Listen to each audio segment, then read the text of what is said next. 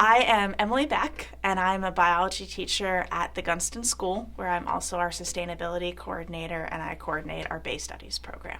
Oysters are hugely important to the Chesapeake Bay, the ecosystem, as well as the economy of the Chesapeake Bay. The Chesapeake Bay has been synonymous with oysters for hundreds of years.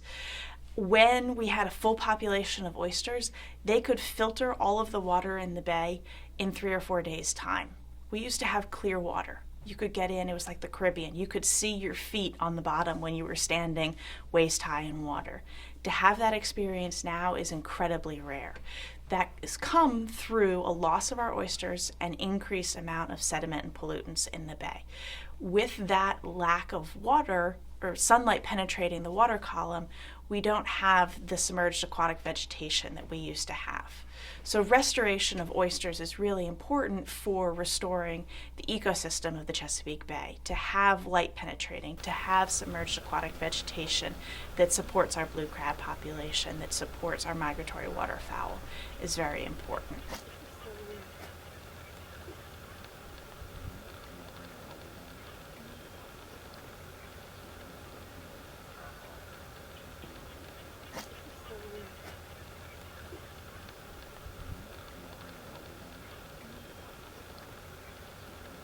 So restoring oyster population can come from a number of different ways. It can come from simply reducing the shellfish harvest.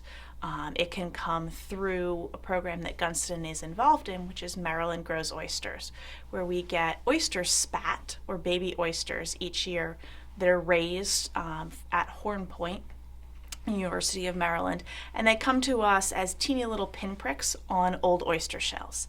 And we hang those in cages off of the dock at the Corsica River and grow them over the course of the winter, where they will grow from the head of a pin to about the size of your thumbnail.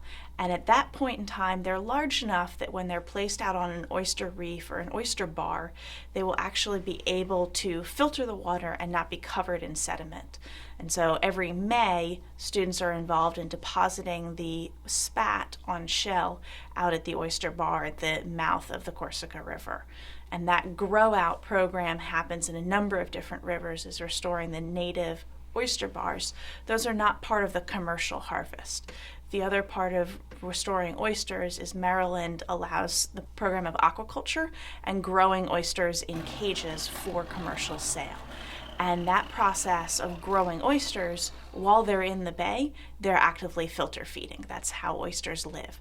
So through restoring the economy, through aquaculture, we're also increasing the water quality by having more oysters in the bay.